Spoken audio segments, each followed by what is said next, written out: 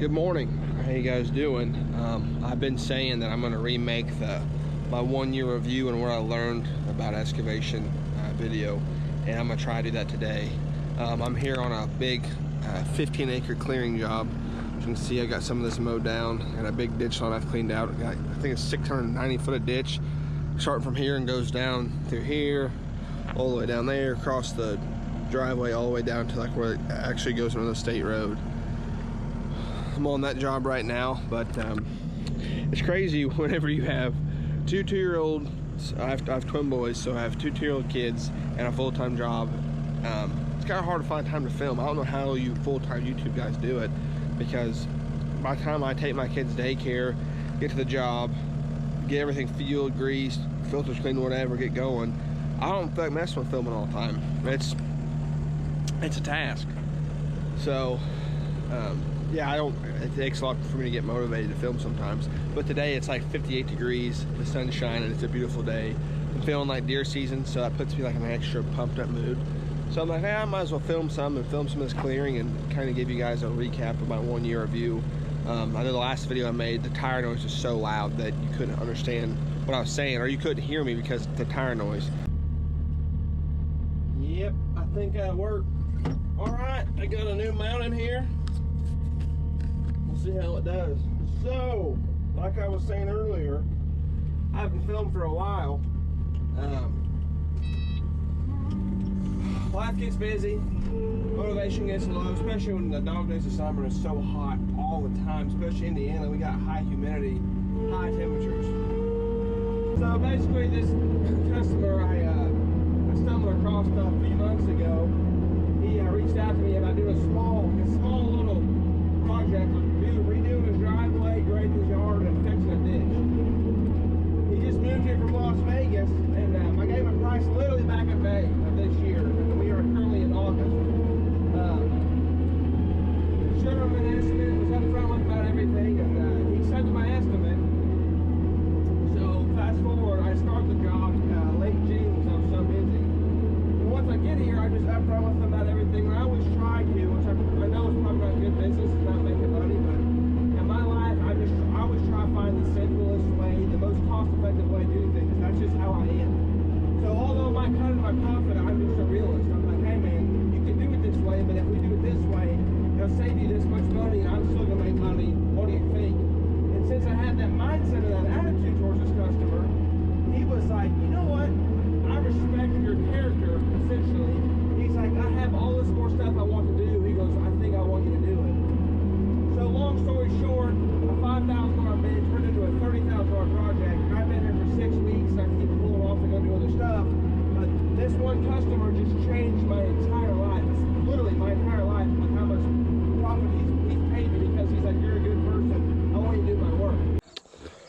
All right, I pulled up here to the top of this hill. I figured it'd be a good place to talk to you guys. Look at this view. My truck, you can barely see my truck way down there.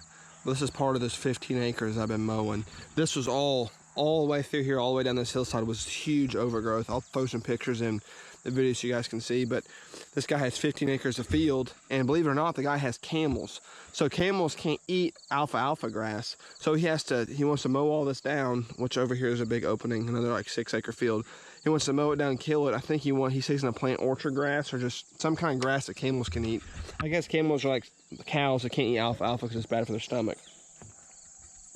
So anyways, 1 year review of owning an excavation business and what I have learned. So you might think it's gonna be some big complicated story, but in reality it's not. It's just growing pains. And anytime you do anything for the first time, you're gonna have growing pains. So one thing I learned that's most important, I guess not most important, it's all equally important, is being upfront with a customer and being professional. Answer the phone with a positive, like, hello, how you doing? It's Cole. I'm happy to have your call. And I learned this from Digging Life, Todd, that Digging Life guy from, I think he's from South Carolina or West Virginia or something.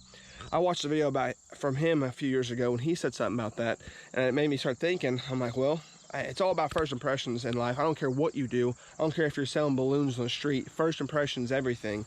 And that stuck with me. I'm like, man, if I'm in a bad mood, if I'm being an asshole in my day-to-day, which sometimes, let's face it, we're humans. We all have days that we're not necessarily in the best mood and thrilled. I know I'm just, some mornings I wake up and I'm just in a bad mood, and it's hard to carry on that positive attitude all day, but it's super important that you do that, especially when you're confronting or talking to a new customer or potential customer for the first time.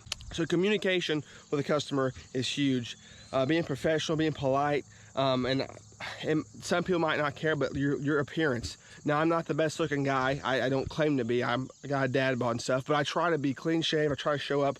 I try to have my shirt tucked in and look professional, especially on the first impression estimates with customers. I want them to think, wow, this guy takes care, or he cares about his appearance, and he pulls up, and my truck always clean, my machine's clean, because first appearance, as much as it sucks in this world, that's how it is. The first impression's everything. So that's initial, the first off the bat, like the first initial hit when someone calls you, emails you about a job, you gotta think, okay, when I first talk to this person, positive tone in your voice, act happy and thankful to have them as a customer, because every customer counts. When you're depending on your own income to feed your family, to feed everything, that first initial thing can make or break. Another thing that I've thought about, I've learned, is be honest with him. Say you get the job, you sell the job, you're going, you're rolling, you run into a problem. I always try to leave a clause or something included in my estimates saying, you know, if I hit limestone, I'm digging a foundation, okay, that's going to be a price change. Or if the customer adds more work while I'm on site, okay, that's going to be a price change. I try to include these little stars or asterisks in the contract because there's always potential change. And if and when that happens, or if you think that might be a possibility when you start, you immediately stop and you call the customer and contact them. Not only will it save you potentially thousands of dollars, it'll make the customer be like, all right, you know, what are we going to do? How are we going to resolve this? And then that can save you a lot of headache, potentially legal trouble in the end. Some more information I guess I could share is, so what I've done in my business is this one thing I started doing the last few months, probably in February of this year. I contacted my insurance company, which having a good insurance company and someone that's educated on excavation and how it works is very important. I highly recommend getting a good person to deal with for insurance. Like my insurance agent, I can call him right now and he would answer the phone and by first name, like, hey Cole, how you doing? Because when you're dealing with hundreds of thousands of dollars of equipment and you're dealing around people's foundations and you're digging people's property, around utilities, that's very important. So having someone good with insurance is very important. So in my situation, I don't have any employees, it's me by myself. So what I've done is I've contacted my insurance agency and I got what's called a WCE1, which basically is a workman comp exemption, because I personally carry insurance through my wife's work, where she's a teacher, so she has really good insurance. So I do that, have the workman comp exemption, so I can go work for other contractors or other guys that can sub me out, or be like a day contractor, and they can pay me. I can invoice them at the end of the day, and they pay me as a contractor. And they don't have to have insurance on me as long as I have that WCE1. That way I'm covered legally. So that's something I found very helpful, because if I get slow or I'm forecasted to slow down, I'll start putting feelers out to other local contractors that do dirt work, or and honestly, I know how to do, you know, HVAC and framing and plumbing and stuff. So I'll put feelers out to everybody and just say, hey, if you need help, I'm available.